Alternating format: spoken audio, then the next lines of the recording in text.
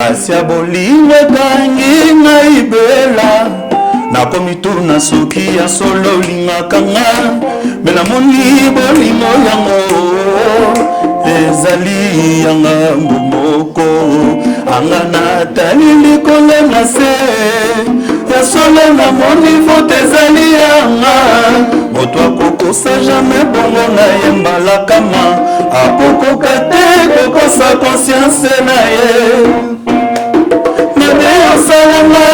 ezali penyongo okofuta avec intérêt epona kendeki banyokolinga bongo te limbisanga nazali enfant prodige awe zala eli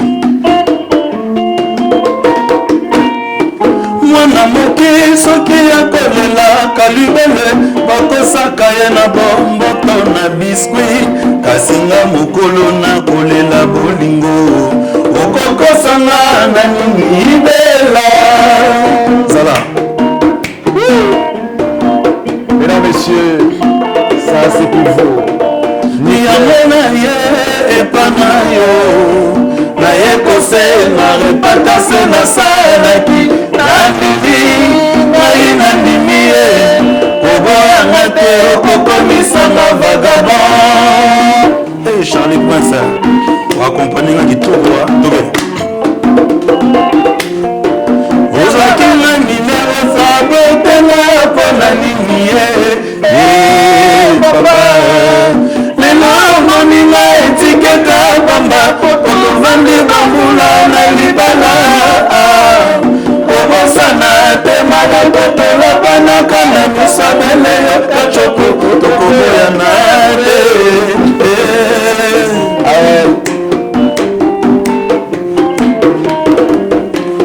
awana bongona na kombo na yo sideji ezwi esika na bosani bakombo nyonso ye maison mère jamais oloba ta mosu kombo wengi nozoloba foloba komba wengi ozoloba maison mère te je suis l'artiste de Wenge nabeta na wengi muzeka maison mère pas de Wenge oyo beta biso na maison mère toujours haute tension likolo likolo parce que ba fan baebi. Bon, différence vraiment, Charlie Prince, différence vraiment, et Koko Zala parce qu'il y a intégré Kota la Libanda na Kota, c'est deux choses différentes.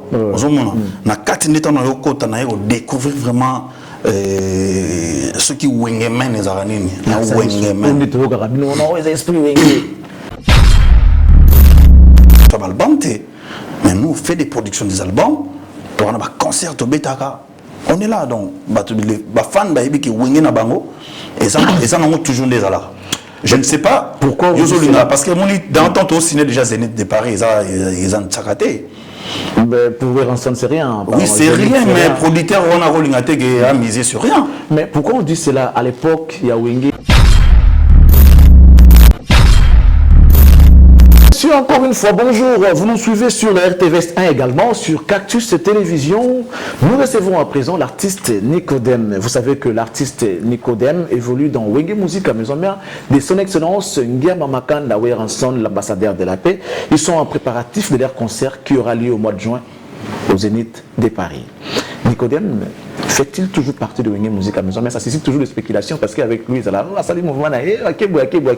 enfin nous sommes avec l'artiste sur les plateaux, on va parler avec lui et puis vous aurez ce qu'on appelle, on va vous bonifier avec les lives, il va chanter, il y a des instruments. Avec Nicodème, c'est toujours l'ambiance et c'est toujours la gaieté, la bonne humeur et sera au rendez-vous et mais aussi l'information. L'artiste est là à côté de nous. Nicodème, bonjour. Bonjour Charlie Prince. Bon anniversaire, hein, bien que c'était hier. Merci beaucoup, mon frère. On te souhaite plein de bonnes choses. Merci. C'est gentil. Bah, Marseille va se belé. Materazi Mars, Mbaye Mars, Yopé Mars. Ouais, moi et mes enfants et ma mère. Ah bon? Ouais, mes deux enfants. Mois de mars, ma mère. Ah, c'est très bien. Mars, ouais. C'est très bien. Didier aussi dans le mois de mars. Didier aussi? Wazolan Zimbo. Il y a mois de mars. Il y a mois de mars. Et ma petite sœur aussi. Après, c'est quand même pour nous, les Martiens quand même. Ils sont pas dans ma maman. Dans la maman. Il y a plein de choses. C'est la détermination. Voilà. Moi, je ne sais pas si parce que Tout le monde est fragile, même toi. Oui, mais toi, masse, t'es papa. D'ailleurs, ça y est. Maintenant, la terre est fragile. Trop fragile, trop fragile. Alors, Nicodème Santé, ça va? Tout doucement par la grâce de Dieu. Santé Zakito, Konzama Robatela, Zopesa souffle de vie. Mingi Bazotiga Bisso, mais Bisso Tozola la Tola Mouka aura toujours grâce et pas éternelle pour une des suprêmes. Une des suprêmes, donc. Évangile, c'est le Nicodème. Est-ce que Nicodème connaît Dieu? Il faut que ça va tout grandeur en Zambé. J'ai bien Zambé malamu. Voilà, il faut que ça va tout grandeur en Zambé. Il n'y a pas mélange à été. Il y a un Zambé mou. Il y a un Zambé basé belé. Nzambe oyo soki azanga solo Nzambe solo ya ngai bato musuba na Nzambe ba c'est un dieu Nzambe biki ko bazali Nzambe ya ba chapele ba ali Nzambe bazé belé mais Nzambe wa ngai o ya créanga créateur on a le but créateur alingaka ba mélanger yete na tikala jamais ko mélanger parce que dégé na krakaye donc je te jure parce que ninga azabu zande abi place ça comme ça Nzambe na Nzambe moko Nzambe nana Nzambe moko ya frère Carlito bolingo bolingo bolingo ndesuka na nyonso me kaka tano ekoleka bokabani mpe kosila baninga se bolingo soko ozangi bolingo ozali lokola ngunga elelaka ngebengebe elelaka ngobongobo ngana yo tolingana na bolingo ya seko na misala pe maloba ya mpamba te tokomona Nzambe on a frère Lassa Carlito oui bon le wa winge na fait na bon Nzambe te na ko na be na biso yo bon Nzambe za nde biso biso na te ko ta bon Nzambe na te na za déjà na adena kata ki bon Nzambe voilà mais bien sûr on ni Nzambe alingaka bamute alinga bato bazala penaki azala muka zapeno la muka kasa ndeko ka wenge libanda image ya wenge libanda ya ndé wenge quand on parle de wenge libanda comment libanda na sens ya qui ça veut que nous tambola na cité nous na partout tambola bon wengeza image ya wengeza image moko oyo et fortifier jeunesse nazana ba vie na ba grand frère zala ki bazala bercé na génération wenge et puis ça bango courage yake parce que banzembo zala na kati zala ba chanson édifiée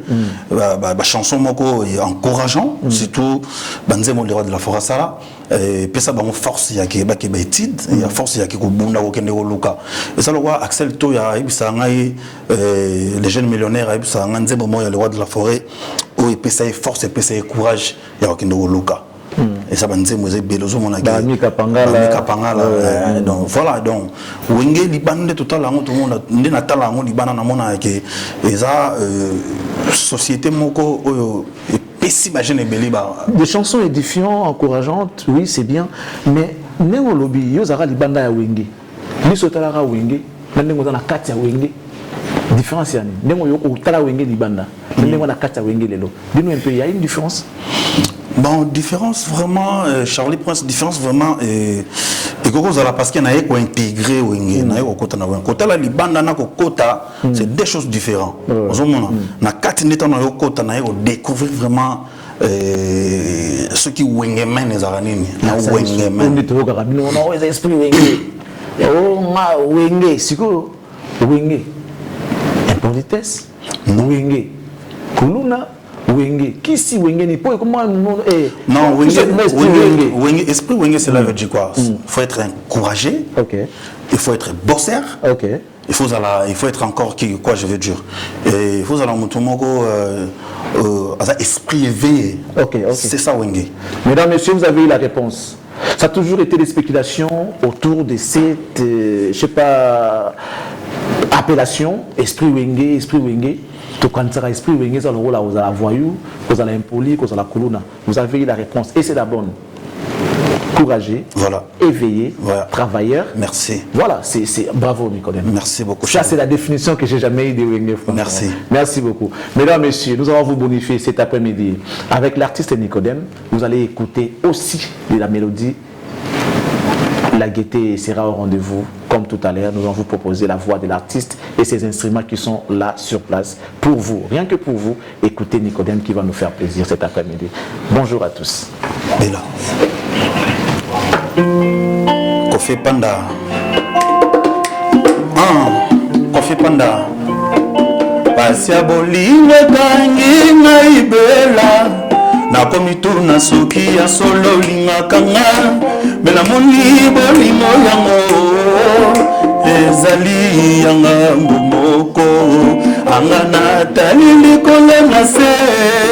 Ya solo na moni vote ezali yanga. Moto akokosa jamais bongo na yembala kama. Akokoka te kokosa conscience na ye. Mabe osalama ezali penyongo.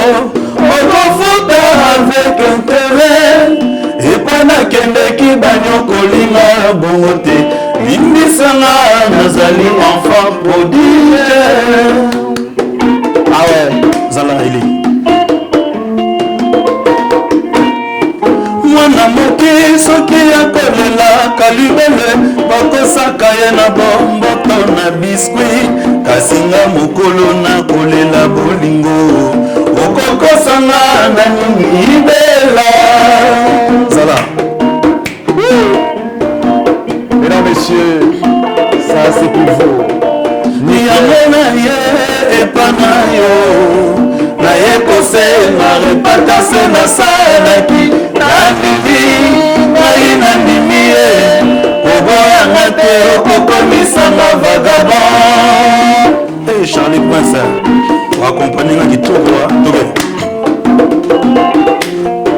ozwaki nga minere fabotenga mpona nini ye papa moninga etiketa bamba otovandi bambula na libala kobosana te malakotola banaka na misabele kachoko tokoboyana te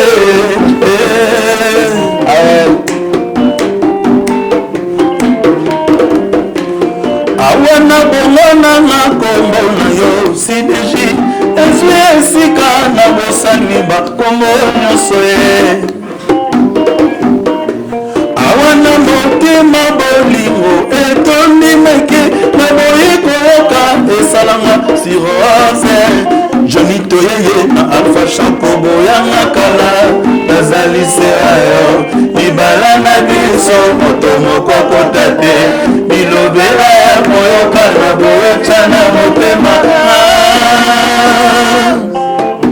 chachobo yanga kala bazali serayo libala na biso moto moko kota te bilobela ya koyoka na boyoca na motema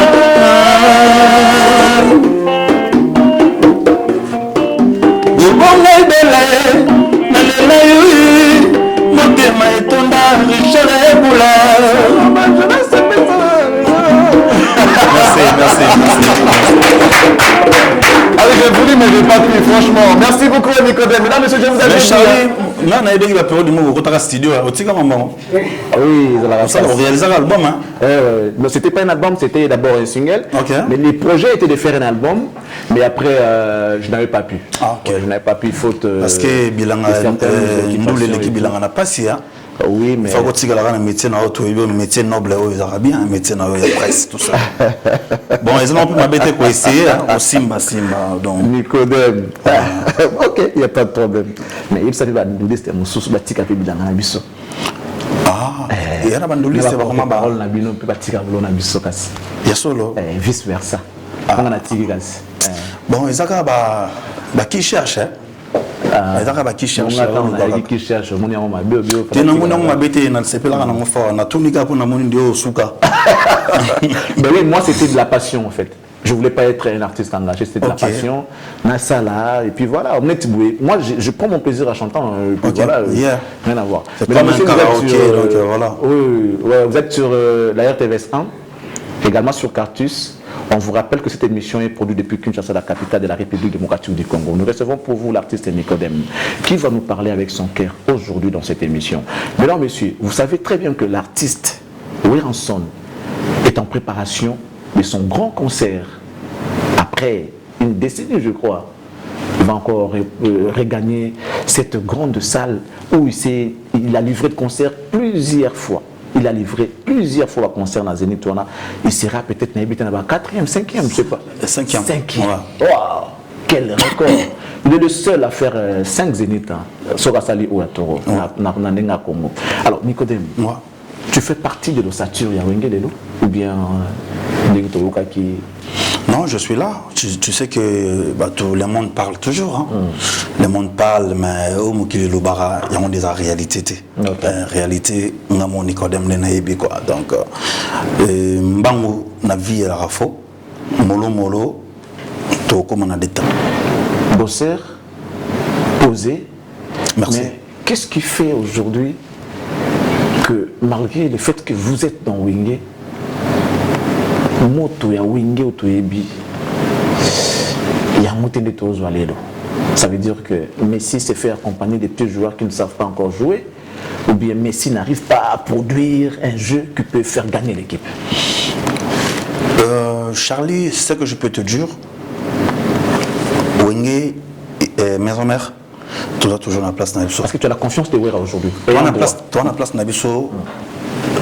Toujours place au bateau Nabiso. Parce que au Moni, à chaque temps, à chaque moment, tu as la production, il y a l'album, il y a le concert, tu as préparé des grands événements. Donc, au Moni, les gens peuvent calculer donc wana bango bato banda bakolo banana na biso to bi place au tuzali le roi de la forêt. Il faut y que maison mère orchestre il y a décennies. Les orchestres Tegeo et Bandi Lelo Lobité, les orchestres ça des années, des décennies, voilà. Comprends? Seulement le roi de la forêt maintenir les lois et ça facilité. Ce n'est pas facile parce que Belé oui qui va tu peux pas payer mal, tu peux Belé pas tanta, bah monsieur peut pas quoi comme ça la production d'album mais nous on fait des productions des albums, on a un concert au Betaka, on est là donc bah fan bah qui Wenge na bango et ça on toujours des là. Je ne sais pas pourquoi parce que mon dans temps au ciné déjà Zénith de Paris ils ont tchakaté. Pour voir ensemble, c'est rien. Oui, c'est rien, mais producteur, on a misé sur rien. Mais pourquoi on dit cela à l'époque, il y a Wenge? Les époques, c'est toujours différent. Oui, bien sûr. Oui. Et ça, il y a différentes boïtés, mais à l'époque, il y a Otoyebi pendant que vous avez na Wenge. Tant vous avez dans un groupe Moussous. On voyait les artistes qui étaient dans Wenge, qui faisaient face à un leader et artiste. Avec moi, je fais face à beaucoup de leaders. Oui, à l'époque, ils avaient qui sont les leaders qui ont payé, ils ont payé, ils ont une valeur album, les leaders ils avaient une mais Charlie, on dit que la vie à Congo, c'est différent. De l'homme, mais c'est un pas et lorsque nous papi les rois nous formé la souka na edo sentir tina souka quand il y a Willy Mandela la semence du Congo sentir tina souka vous comprenez quand il y a Kofi Panda ba play basi ba message bazaka alors ba Victor Bosoko bazaka si ko ndenge za li bosso baza suite belité parce que faut ba yelo ba jeune orchestre botami trop hein ba jeune orchestre botami trop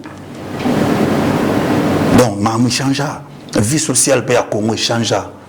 On comprend que la tour bandoulis va sortir ba poto bi que l'opé affecta makambo za Europe. Oui, parce que vous savez que sous bandoulis c'est ba outil ba ebo donc c'est chaud.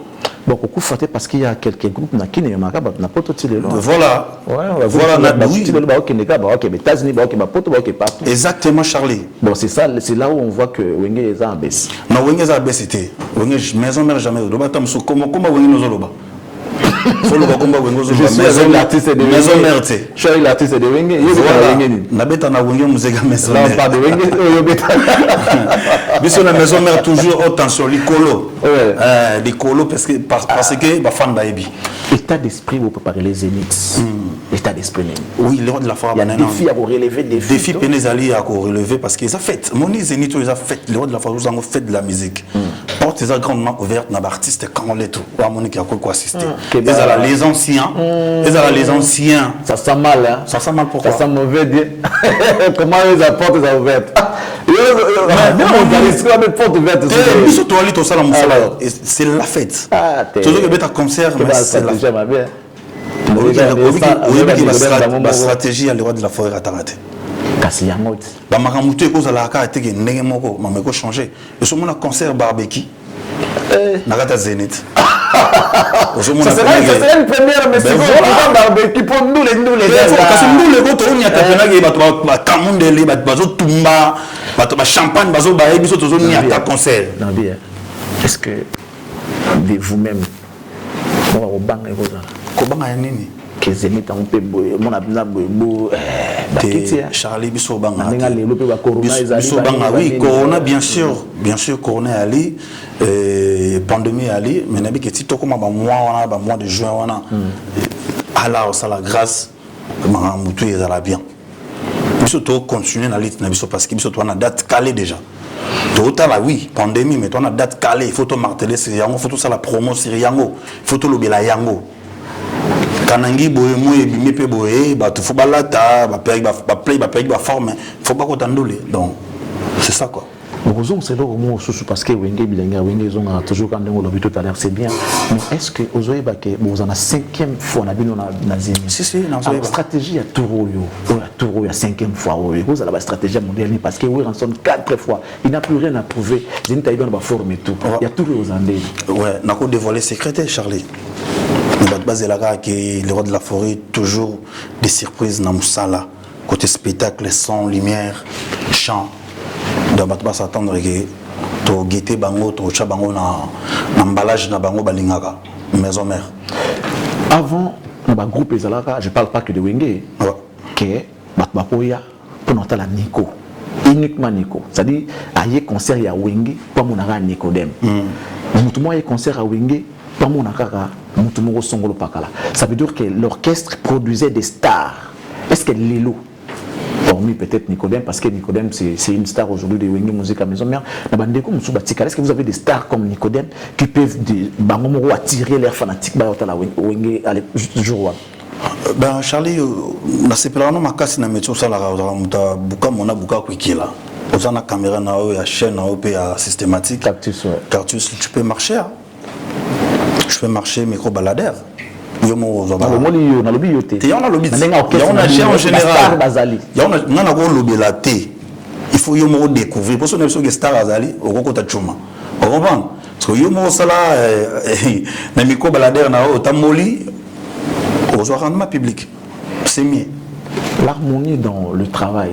Ma groupe tout tamboli. On retrouve en wapi. Harmonie à mon salaire. Peut-être dans nos collègues dans oyo pas étoile.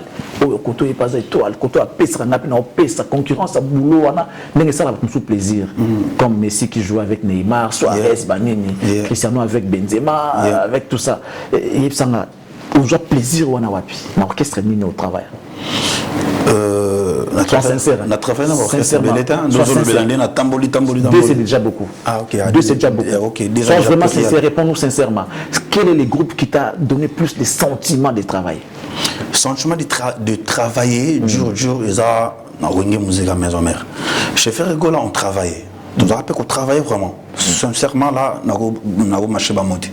Mais na Wenge esprit d'équipe, esprit de travail autour de les rois de la forêt yemoko. Patron azalaka permanent pour coacher bien notre travail dans la maison mère. Au moment que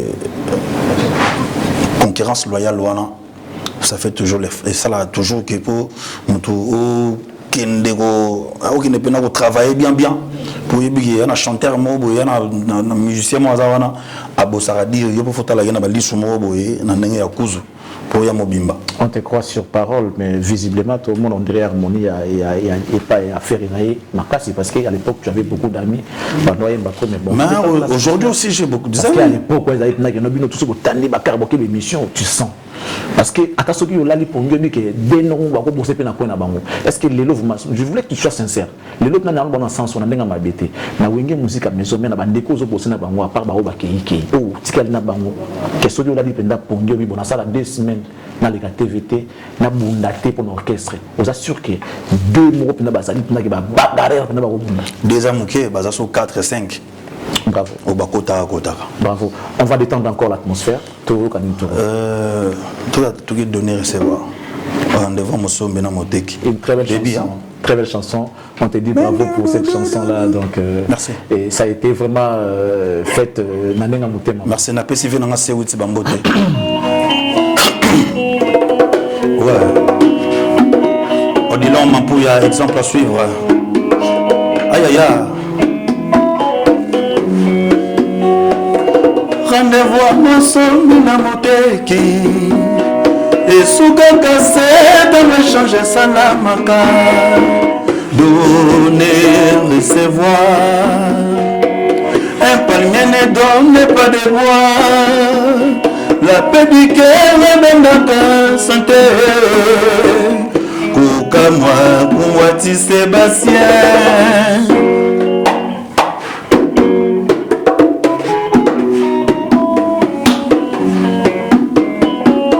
Batika na biso na mbabola po ekotisa mopepe nga na fungoli bouton mpo naleka mopepe motema nanasi okati suki ya makasi ya samson oséduire nga na bapromese na yo ya douceur bana ndimi defete mena kokufa na yo elongo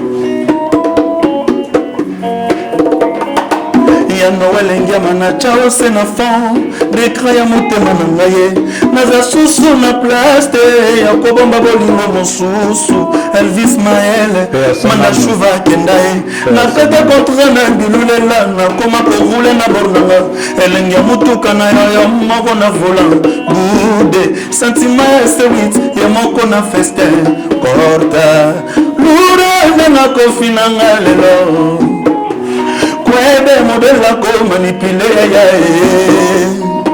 Charlie Prince Kofi Panda Bolingo yo moto na sazo senga séparation Bolingo yo no elengiama Bolingo yo moto na sazo senga séparation Et pour ma caneti bezoti besega botika na bino Moninga lingi occasion de chitani yango Koboya na kozonga na ombala la kisike toko yo kate Didiki yo demande za nku Pele ma bonze ki pa kamata ya mangote Ebeti bizu Pesaka na ina ebake olinga Pa faire tani moye Loure denga kofina ngalelo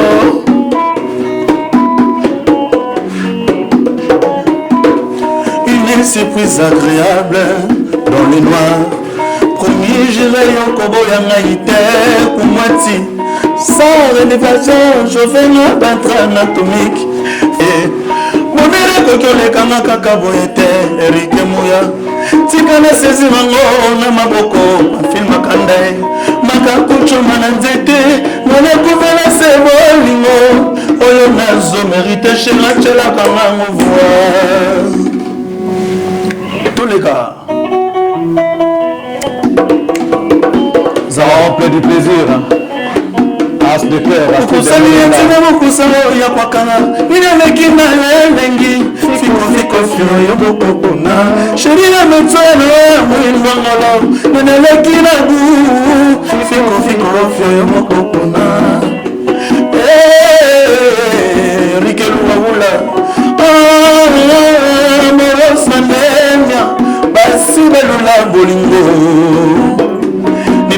de la bolingo Tokolove merci Nico, merci Tokolove Akungwati Sébastien Tokolove Patrick Amolio Sili Malenga Ben Samir Kungwati Na moni makasi na pelisi mwinda na luka Mwaena bosana yo na monite Ba souvenir a bien leki Na bechara la malo Banana nefese bebebe tu Metiki kaka parveme Chéri Boma Obama o Atili Wanda Mokeke Lokade ya Monatizi Ya mwela Mama ye Merci. Merci. Voilà. Ça veut dire que si vous êtes capable de produire un son au studio, vous devez aussi être capable de les reproduire dans des lives comme ça. Voilà. C'est ça le rôle d'un artiste. Bravo. Merci mon frère. Bravo frère. Bravo. Mesdames, messieurs, j'ai toujours été émerveillé lorsque je reçois des artistes qui savent bien faire leur travail. Et je ne peux que me réjouir, je ne peux que être hors du moi, quoi. Donc, Nicodème, merci. Merci Charlie Prince. Alors, Zénith, ça se prépare bien. Yeah. Aujourd'hui, vous avez eu l'occasion de passer dans cette émission. Certainement qu'il y a un message important pour tous les fanatiques de Bengue Musique à Maison-Mère. Yeah. Vous avez 2 minutes, je ne sais pas, pour les faire et peut-être adresser, je ne sais pas, saluer les gens qui vous soutiennent jusqu'aujourd'hui parce que c'est un peu rare, hein, voilà, donc vous avez 2 minutes pour faire tout ça. Ce que je peux dire pour ma fanatique, il y a Maison-Mère, ma fanatique tout Balinganga Nicodème, soutien. On a besoin de ça. Et bon, continuer à soutenir. À niveau mini, par exemple, soutien à niveau. À niveau tout. Ok. Spirituel, financièrement, physique, matériel, moral, matériel. Moral surtout. Parce qu'il y a des gens qui perdent. Il y a beaucoup de gens qui perdent parce que ça a un coaching moralité. Okay. Moi, ça me fait du bien. On a Willy Mandala, la sémence du Congo, Axel Toué, les jeunes millionnaires. Nazalarana, Willy Moucheni, Kodamboka. Kodamboka que vous saluez aussi. Nazalarana, Trésor Mamengi, homme d'affaires intelligent. Nazalarana, boss des Zamba. Libanda Nazarana va te belé dans le monde que Pepito Pam, carte rouge, Ken Bokwe, Carla Choco. Voilà, on va finir avec ça. Voilà, avec Nicodème, on va finir avec Kokoko. Félina Mbonda. Oui, ils auront le temps de saluer, je ne sais pas, deux personnes. Bon, faites-les déjà. Féli, rapidement, 2 personnes quand on va saluer, je ne sais pas, 2 ou 3. Et puis. Il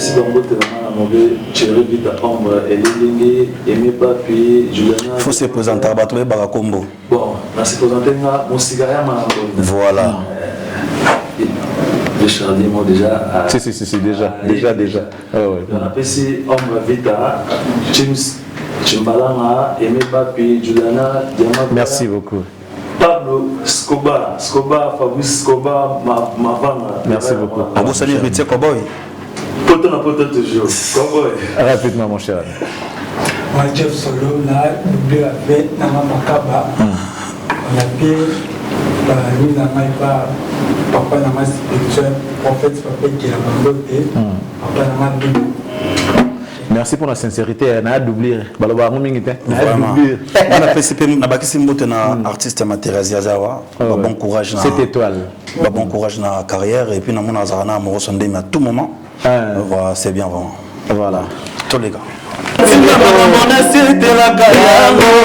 Maître Guy Mafutaka bongo nasia melaka yango Jean-Pierre Liamou cerveau d'état yango.